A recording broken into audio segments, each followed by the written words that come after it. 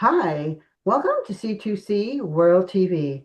I'm Yvonne Jones, your host for tonight's featured event, God's Original Order, with Robin Eddleman, our co-host. Hi, Robin. It's always a pleasure to have Robin on our show. Thank you. C2C World TV is specifically designed by entrepreneurs for entrepreneurs, and today's sponsor for the show is Edible Home Gardens Ranch and RV Resorts and Tiny Home Communities. We have a special guest this evening, Scott Noonan. Hi, Scott. Hi, how are you? Hey, fine. Scott Noonan, he was born in 1973 and raised in Ottawa, Ontario, Canada, and spent 22 years in the construction business. In 2025, Scott founded Stone Spear AI Analytics. Say all that 10 times in a row real fast, right? Which specializes in business AI automation and is a member of QHOP, which is a house of prayer, a men's group, the Watchmen on the Wall, and works with community organizations in Sherbrooke, Canada. And Scott is a single dad of three sons with two stepchildren. His personal strengths are leadership, executive business, development, team building, sales, and marketing. Scott enjoys outdoor sports, golf, working out, and traveling all over the US, Canada, Mexico, Cuba, Hawaii, and Australia. We're going to have an awesome time this evening, and we're also going to be learning all about Yes. what motivates Scott and why he's so passionate about it. So now let's get started. And greetings, Scott, and welcome to our God's Original Order show. Thank you so much, ladies. It's a pleasure to be here.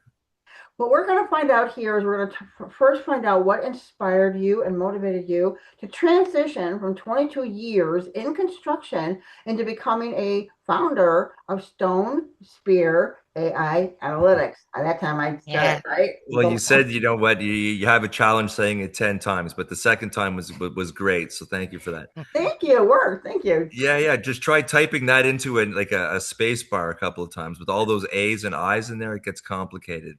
Exactly. And you know what I don't like is they changed AI to ale. And I don't like personalizing AI, so I never use AI as an A. It looks so it looks like a name. Yeah, yeah, absolutely. But you And know what? It's a great question. Thank you for asking me that. Well, the reason why I made that transition is number one, as I got older, a lot of it had to do with the provincial legislation here in Quebec, right? They made some big changes to the construction licensing. I mean, I'm not going to go into that, but it was just a pivot point. I realized that I really wasn't satisfied with what I was doing anymore. And I wanted to take on a new challenge. And one of the reasons why I jumped into it was one, I wanted to bring an educational approach to artificial intelligence. I Mhm. felt that there was, it became a hot topic, especially over the past 2, 3 years. And I just felt that a lot of people really didn't understand what was going on as this new technology was being developed. And I also really saw that it could fill a gap with a lot of the experience that I had in the agricultural field, residential remodeling, commercial, the vast array of Right. construction. And I just realized very quickly that one, there was a niche there that needed to be explained. I wanted to help people really understand it.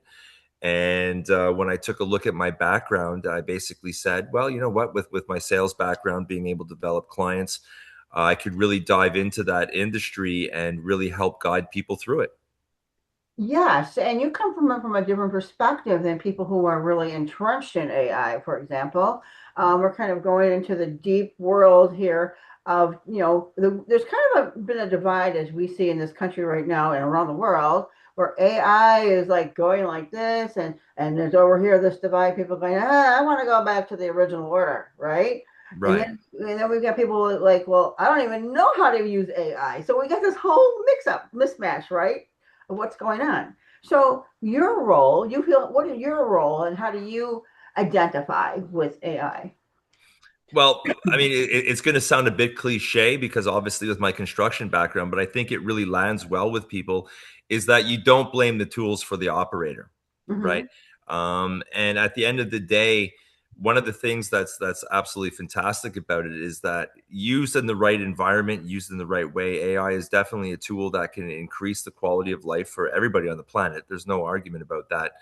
But the one thing that I chose to do with Stone Spear, and again, maybe we can get into that a little bit later, but it's a very symbolic company from the standpoint that I've always been a firm believer that, I mean, if you go back to the beginning of the Industrial Revolution, everything from burning fossil fuels in cars to trains. I mean, technology's been such an active part of our life for the past 100 years. Mhm. And I just think that we're at a precipice right now with AI, where we're actually creating technologies that has the capability to become smarter than us, faster than us, artificially intelligent.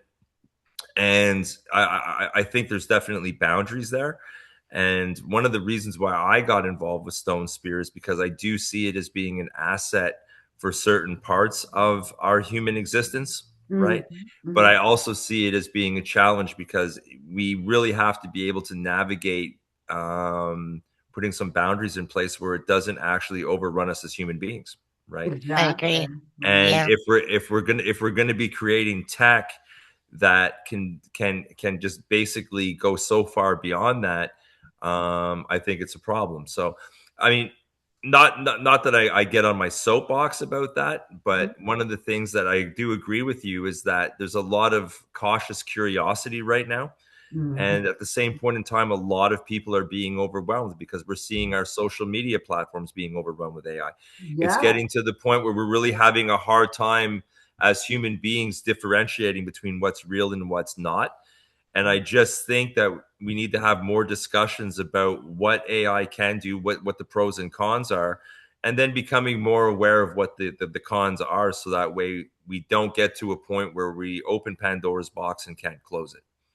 exactly. Yeah. There was an example of a Christian singer who, I forget his name, but he was not human at all. It's just pure AI, and he was like number one on the charts, I think Spotify or something. I'm like, and he looked good, and he really, I mean, it was like wow, and he could have been a heartthrob for real women, but he's not even real.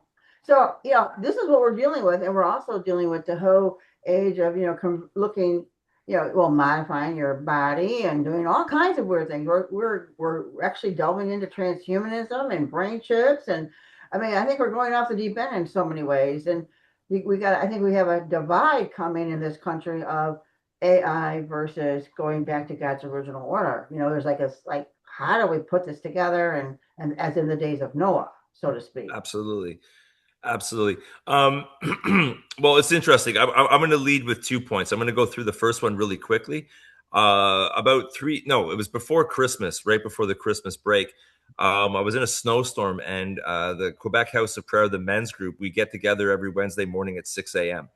A lot of the guys that attend this group are business professionals, blue collar workers, and we get together early so that way we can obviously continue on with our day. But long story short, McGill University, which is a very predominant global school, and it's one of the most successful schools in Canada, they had an issue, and they were talking about this on the radio while I was driving. And they basically, their medical faculty, they started developing a project where you could replace human skin cells on the inside lining of lungs. So lung cancer, pneumonia, lung disease. And basically, they said, okay, well, this is what we want to be able to do. So they started speaking with their mechanical engineering faculty that does a lot of 3D printing. And Mm, they were saying, do you guys think that there's a way with this medical science and the health element of it that we can find a way to regenerate the inner lining skin cells? And mm-hmm, it was a great concept, right? They could just never figure out how to do it. And then their IT, their computer science faculty got involved, and they were like, you know what? Let's create an AI app to see if we can bridge those two gaps, where we can bring the medical science to the actual mechanical science of it, and see if we can do it. And within a week, now this happened in December of 2025, the early part of December 2025. Within a week, their computer science faculty was able to create an AI system that brought those two worlds together. And within a week, McGill University is now well on their way to being able to recreate human cells. Now, Mm. when I incorporate that into AI, artificial intelligence played a big part in bringing the medical science together with the mechanical science that now allows human beings, or very soon to have human beings, um, obviously taking advantage of this situation with their lungs. mm-hmm. Now, I'd argue that, I mean, that's a definite increase in somebody's quality of life, right? I mean, we're assisting people in developing their respiratory health, whatever those issues might be. But I want to go back to what you were saying about, artificial intelligence music and whatnot. I'm a huge Chris Stapleton fan, and I was so lucky that 2 years ago I got to see him perform live. But Mhm. being a music fan, do we really want to be looking at high, holographic images of our performers playing, Mhm. computer generated music, or Mhm. would you rather go see your favorite band actually perform live, right? Mhm. The singers live, the guitarist, the drum player, the bass player, right? Yeah. It's a human experience that Mhm. it's just not authentic as soon as you start throwing in. I mean, we can take images of Michael Jackson or Freddie Mercury or Whitney Houston, Or and Elvis we can, Presley. yeah, all these people that have passed away, like Lane Stanley from Alice in Chains, or like Kurt Cobain or Jimi Hendrix, right? I Mhm. mean, name it. But at the end of the day, do you really want to go to a stage performance where you're watching a holographic image of these people performing, knowing that it's all computer generated? There's no authenticity there. There's no love there. There's no human artistic flavor Yeah. to any of that. So when you take those two perspectives that I just sort of highlighted, one's extremely positive and beneficial. I mean, and that's the road that we need to start investigating on. We need to start saying, as artificial intelligence, I think the main question is, how is this going to play a role in our lives going forward? And if we don't have those parameters, how's that going to affect the next generations to come? And to go back to the original point, is it God's work? It's yes and no. And I think that it's a very black and white issue. I don't think there's a lot of gray zone in the middle. And if we can actually create, I mean, like, let's face it, medical science over the past 120 years, we have vaccines that can help people not get sick. Medical science has evolved where we can assist people in pretty much anything. And, when we look at cars and we look at televisions, we look at telephones, I mean, the technology has advanced our life. But again, with artificial intelligence, do we really want it taking over the human elements of that portion of our lives? And I think the answer should be no. I agree with that because God's order, and I think he's got clear instructions in the Bible that you get to so much of a point, then you're already lost. You know what I'm saying? There's a point of no return with God, Absolutely. you know? And we got this going on right now with a certain segment of people who are creating the fake meat with printers. You know what I'm talking about? You know the who I'm talking about. And, so they're Right. It's already crazy. We don't know what we're eating anymore. It's like, oh, Exactly. it's like yeah, so we just say bad. we've opened up the gates of hell. Okay, so if you know what I'm talking about, and so what happens is now we've got this fake food being processed and put into our stores and into our restaurants, and we got fake butter. Did you even know that the butter's not even real anymore that they're putting in the stores? I didn't even know it. I mean, years ago, I stocked up on butter, thinking I was getting my supplies for storage for butter, and I get it in my freezer, and I didn't realize the recipe. I opened up the recipe says natural flavors. Okay, so when did butter have to have natural flavors added to it? And then I find out they advertise out now that the butter itself has can have all kinds of seed oils in it. It has to only have a certain percentage of animal fat, but it doesn't say that on the wrapper. You know, so we're dealing with all these fake foods and fake products, and now fake humans. And you've seen the videos where they've got the mask and the video. You can be this. They show you over here that you're talking over here, but it's an entire screenshot of somebody else. That they're presenting. It looks human, but it's somebody else. It's not really you. And again, where do we draw the line, or how? Because there's no, I mean, we've got cars now that the law passed that you can automate the cars and turn off the cars as you're driving, right? They can control you. Well, I mean, that's a great point. I mean, I think that, I mean, we're going to just switch gears for a minute, but do you really want a car that you don't have to drive anymore? I mean, let's I take a don't, look at I that for a don't, minute. I don't want to. I'm like really old school. I want to. I want to actually drive my car. So Well, okay, yeah. So there you go. Robin's got it figured out, right? She's not old school. She's safe school. She's like, wait a That's minute, why. and not only do I get to enjoy driving my car with the window down and my arm out, right, which is part of the experience, yeah, but I mean, let's just look at that for a minute, right? If you have a smart car and it's totally based on a GPS system, so that's satellites and it's sending information down based on road conditions and how fast you're driving, how far you've gone, you're not really in control of that. And I mean, let's face it, a lot of the urban centers in the United States of America are very similar to that in Canada. I can compare New York City to a certain extent Toronto. We've got brutal traffic in Montreal. Now, do you really want your car to be controlling you while you're driving around in it? And if something were to fail, wouldn't you like to know that you're in control of that, where you could actually pull over to the side of the road if you're having a tire issue or your engine's overheating or whatever? Or do you want to just put 110% faith in a piece of technology? Now, I got a lot of people that say, oh, yeah, there's nothing wrong with that. Okay, well, let's put your wife and your kids in the car with you when it craps out. And now, it's one thing to sort of be, brave when you're by yourself, but then you got to stop and say to yourself, okay, well, if something goes wrong where the people that are in this vehicle now are in danger, what about the people that are driving down the road beside you? What about the pedestrians that are crossing the street? If all of a sudden this car goes haywire for whatever reason and you are now out of control of it, chaos ensues, right? yeah. So, I mean, these are all the questions that we sort of got to stop and take a look at before we start having Robin getting pulled out of her car, stuck in the back seat Well, and not enjoying it anymore. well, we've all seen the movies where like putting that in our minds of what can happen, right? We've seen, I don't remember the title of the movies, but when all the cars stop or something, or that's just not comfort to me. And you're right. I want to be able to have control over that. In and also, Scott, it is the enjoyment of driving your car. I mean, I love my convertible VW Rapid. And it's an 84, but still I still like that because I can feel the engine. I actually am used to that now. Get into another one that has all of the, whatever. It'll stop if you're sitting too long, the engine will shut off and then start, but I'm more comfortable in that other kind of car. So Absolutely. yeah. Well, listen, my dad was a mechanic, right? And when he met my mother, he was driving in 1972 Monte Carlo SS. So like it was a pretty bad boy ride.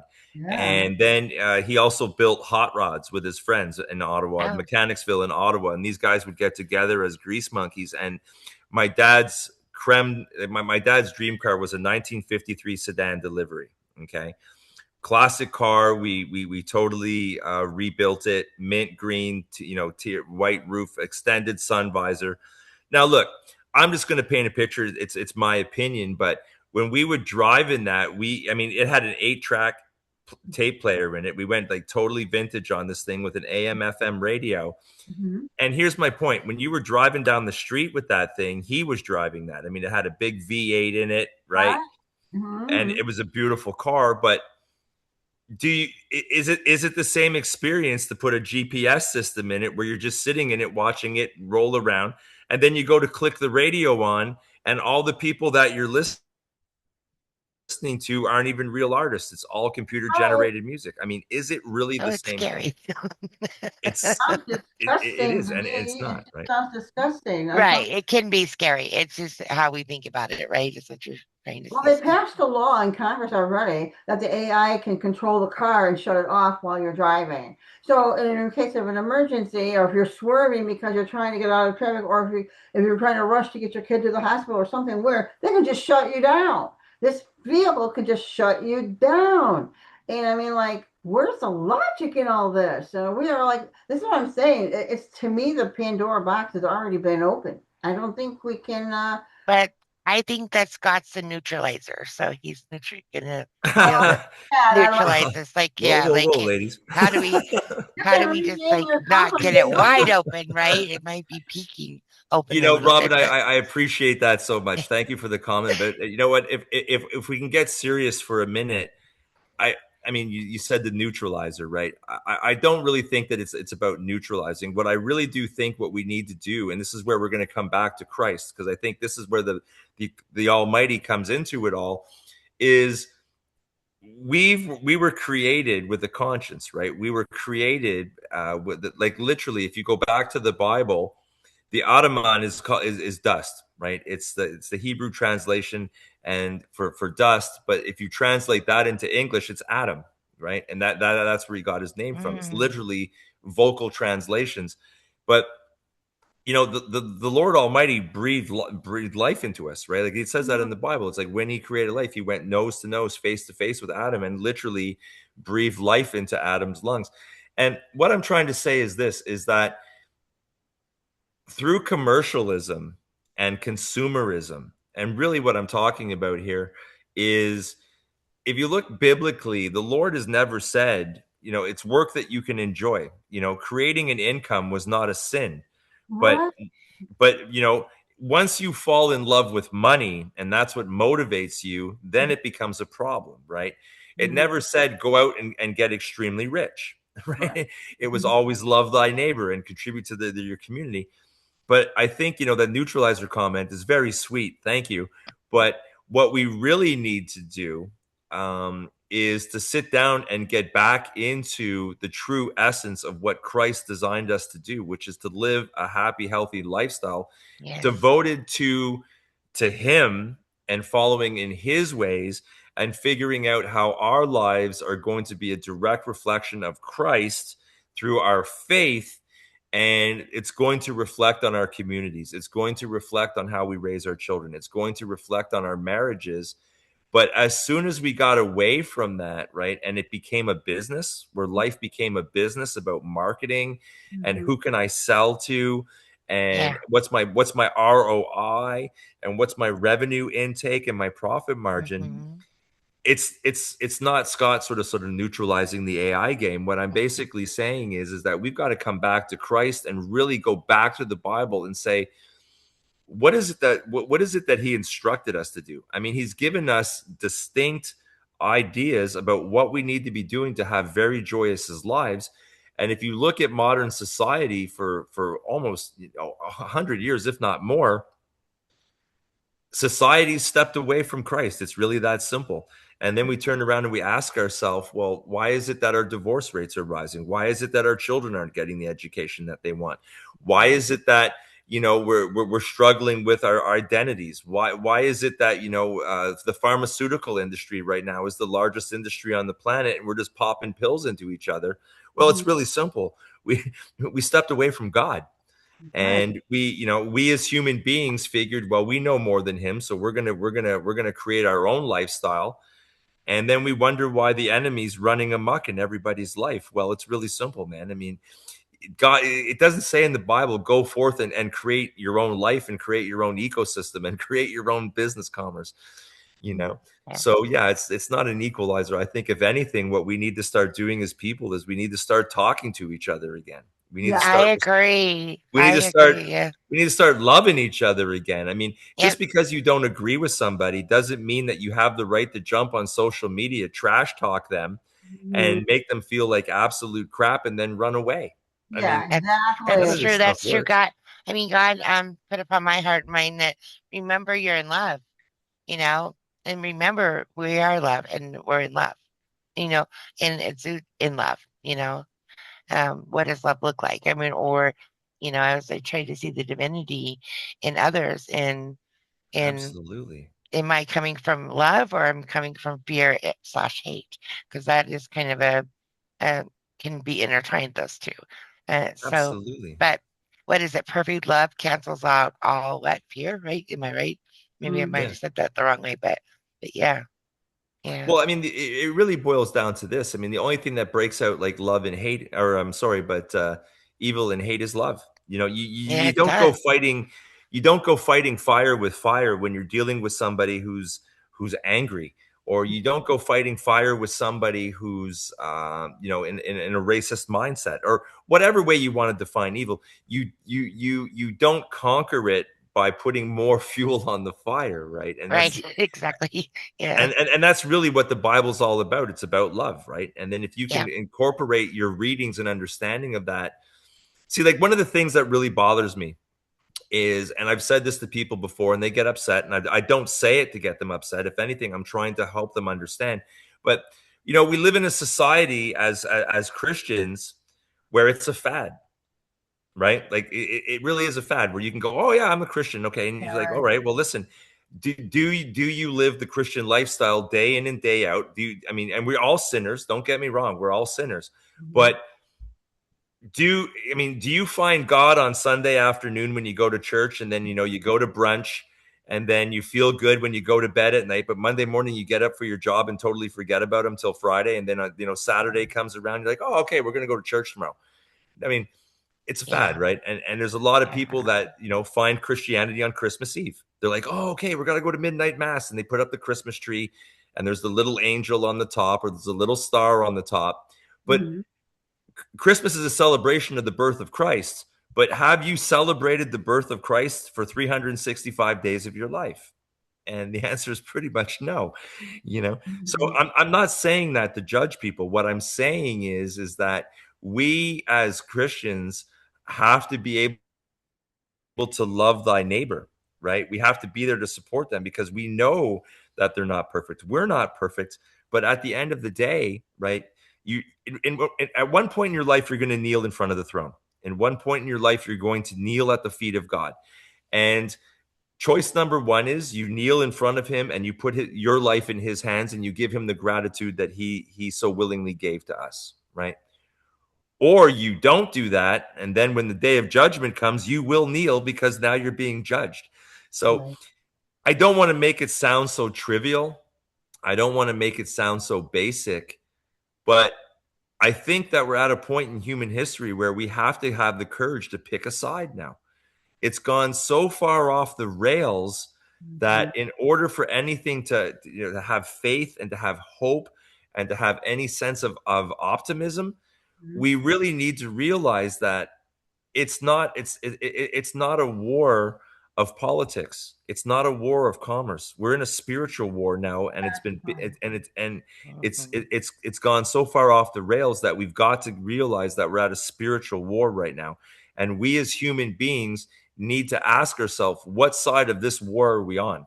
Right. There's this divide coming, as you can see it everywhere. And people are going, wait a minute, I really don't like that side over there. What's going on is this whole transformation of humans, and watching, a robot walking down the White House with Melania. It's not really a good feeling, Well, how does that make me feel? I don't like it, right? That's not for me. Well, listen, if I can be so bold, all right, and because of the work that I'm in, I get a lot of different things and I see a lot of different things. But look, all right, we have an app now, an artificial intelligence app now, that if you wanted to, you could go on your phone and admit that you're having some sort of psychological problem. All right, what is it, depression? I don't know. Maybe you're having challenges with your identity. And you can type into this app and it starts giving you psychological feedback to help you, right? We have an app now where you don't even have to date anybody. You can create your own date. So it's like I can literally pick up my phone and go, okay, I'm attracted to brunettes, let's say, and I want her to be 36 years old, let's say. And you can throw in whatever you want, and this thing will pop out an AI date for you where you can stick your phone beside your bed, and this app will tell you whatever. You're building a relationship with a computer. There's machines out there that are starting to look like women, where not only can you sit there and program it and build your ideal looking woman, but then you can put this mentality into her. But at the end of the day, it's a machine. And what are we doing? It's like if you're really struggling to meet a woman, get out off your couch, stop playing with your telephone, and go meet one. Pick up. You like to golf? Go meet a woman on the golf course. Or, if you like to dance, take up salsa. Get out of your house and go socialize. But we've become a society right now where it's like we're so trapped in our own little bubble. And then we turn around and we start blaming each other because we can't build relationships. It's It's what? ridiculous. You know, I hate to say this, but we're at the 4-minute mark. So Oh no. Oh it no. goes really fast. We're having so much fun. Yeah. And I I love know these this is amazing. conversations. And one of the things, Scott, was we'll have to have you back for other conversations like this. We really love Exactly. these Yeah. types of conversations very much. But I also want to touch, though, before we go, about community. Part of what we do is, and human life is community, right? And we've lost that in the family. We've lost community. It used to be, you know, grandparents and children and great grandparents that all lived in the same, if not the same house, the same community, right? Amen. And we don't have that anymore. And that's what my other company, Edible Home Gardens Ranch and RV Resorts, is really all about. Building Absolutely. community for all age groups and with organic food and healthy. And so that's one of the things that I really want to expound upon is also, you know, how we can go back to God's natural order with our lives, but also with our food and community. And you know what? What's really cool about God is He made all these foods for free for us. It's us that complicated it. We go to work so we can buy poison food. That's kind of like backwards. Why are we doing that? Well, if you don't mind me just taking the platform that Edible Homes and Gardens, I just wanted to say that both you and Robin, the work that you're doing is absolutely incredible. And I can say that from the standpoint of looking at it from an American perspective. I mean, because we're having the same challenges here in Canada. And I think that the work that you're doing for the RV community, especially after the housing bubble burst in, 2007, 2008, because it affected us here too. Right. And homelessness became a very big issue. Let's face it, the pandemic really didn't help that at all. So I think that what you're doing from the RV community is absolutely incredible. I think the investment portion of that really gives people the opportunity to really take their hard-earned money that they spent their life developing and not only give them a comfortable place to live, a place of dignity, but it also allows them to safeguard their investment portfolio, which is absolutely fantastic. And going into the natural order of stuff, look, it's really not complicated. When the Almighty God created Earth, which is basically His Eden, right? And when you read the Bible, they're talking about the Garden of Eden. Well, He's talking about the planet Earth. Is the sustainability of what God created was infinite, right? I mean, you look at anything that's organic, when it dies, it comes back to the earth. It actually creates, it's an entire ecosystem that takes care of itself. It does. And I'm going to go out on a limb and say this, but I mean, quote me, is as soon as we started industrializing the planet and as soon as we started commercializing the planet is when it went to hell. It really did. And that's really what the issue is. So I just want to highlight one thing to people, because I'm not sure if anybody really knows this, but 30 seconds on the clock. So anyways, okay, forget about it. Well, I'll come back on the show. But as soon as we stepped away from God, that's where it became an issue. So everything that you're doing with your program, ladies, I stand behind it. I think for all your viewers that don't know, start researching Better Homes and Gardens. And of course, the dietary attitude that they have, of course, the housing attitude that they have is absolutely incredible. It's solutions based and you're changing people's lives. So God bless you. So much. And Scott, we're going to have all Scott's show information in the show notes, or how you can reach out and get a hold of him, because that's what we do here. And we're so excited to have you back anytime, Scott. Yes, please. It's so much fun. We love deep conversations. And well, I hope I helped you out, ladies. But you know what? Oh, if there's anything that I can do specifically, any specific topic that you want to address, I'm more than happy to meet you again. And thank you so much. Mais merci bien, passe une bonne soirée, as we say in French. And it was a pleasure. Bye now. Bye. Have a great night. You too. Bye.